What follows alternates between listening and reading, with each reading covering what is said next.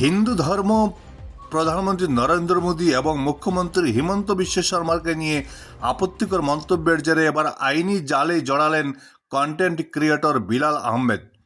Facebook পেজের মাধ্যমে ক্রমাগত বিতর্কিত মন্তব্য করার অভিযোগে উত্তাল হয়ে উঠেছে বরাক উপত্যকা।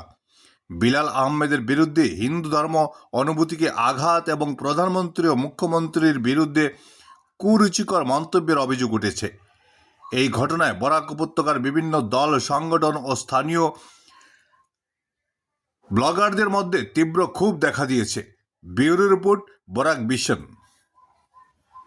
করে সে ভিডিও বানাইয়া গোমাতারে প্রেসার কুকারে ঢুকাইয়া সিটি দিলাইছি, এবং যেটাতে দেখা যায় বিভিন্ন সময় মানুষে এটার কাউন্টার দেওয়ার পরে তার যে অশ্লীল এবং কুশ্লীল কথাবার্তা, এগুলো মানে সব থেকে মানে দুর্ভাগ্যজনক। এবং আজকের দিনে সোশ্যাল মিডিয়া, বড় থেকে বড়রা, বাচ্চা থেকে বাচ্চারা, স্টুডেন্টস সবাই আজকের দিনে সোশ্যাল মিডিয়ার প্ল্যাটফর্মে কিছু একটা আপলোড হইলে ভালো জিনিস থেকে বাজে জিনিসটা আমরা দেখি বেশি স্প্রেড হয়। তো এই সমস্ত জিনিস আগামী দিনের ভবিষ্যৎ যারা আছে তারা কিতা শিখতো। দ্বিতীয়ত, কয়েকদিন আগে আজকে আমরা দেখছি সে মাননীয় প্রধানমন্ত্রী, আমাদের ভারতের মাননীয় প্রধানমন্ত্রী নরেন্দ্র মোদীজির নামে সে কিছু একটা মানে কমেন্ট পাস, অশ্লীল কমেন্ট পাস করছে রিগার্ডিং মানে নরেন্দ্র মোদীজির মানে ক্যারেক্টার লইয়া।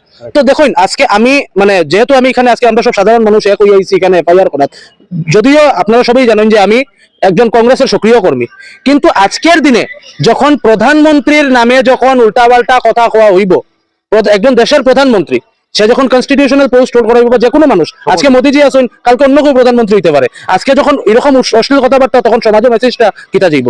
আজকে সে যে উল্টাপাল্টা কথা যেরকম যে সে যে কমেন্ট পাস করেন, আলটিমেটলি এখানের মধ্যে কিতা হইব, এখানের মধ্যে কমিউনাল হারমোনিটা হওয়ার, যেটা কোনো ধরনের কোনোভাবেই যেটা মানিয়ে নেওয়া এইসব বক্তব্য যেটা মানে ফেসবুকে পোস্ট করা হয়, এইসব বক্তব্যের বিরূপ প্রতিক্রিয়া হয়।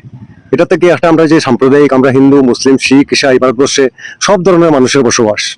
কিছু সংখ্যক মানুষ, হয়তো 1%, 2%, এরা সবসময় একটা চেষ্টা থাকে যাতে এমন ভাবে কমেন্ট করুক যাতে সমাজে একটা বিরূপ প্রতিক্রিয়ার সৃষ্টি হয়, একটা হয়তো সাম্প্রদায়িক দাঙ্গার সৃষ্টি হয়। এই ধরনের কমেন্ট, আজকে ধর্ম নিয়ে কমেন্ট, আমি একজন হিন্দু মানুষ, আমি চাই না কোনো হিন্দুয়ে কোনো মুসলিমের এগেনস্টে, কোনো শিখর এগেনস্টে বা কোনো খ্রিস্টানের এগেনস্টে কোনো মন্তব্য করুক, এটা করলেও আমি বিরোধিতা করবো। আর অন্য ধর্মের মানুষও যদি আমার ধর্ম লইয়া কোনো কুমন্তব্য করে, এটারও আমি বিরোধিতা করবো। 2 নম্বর কথা হইলো, আমাদের মাননীয় প্রধানমন্ত্রী দল মত নির্বিশেষে, তাই যে কোনো দলের হোক, বিজেপি থেকে দাঁড়াউকা ওই প্রধানমন্ত্রী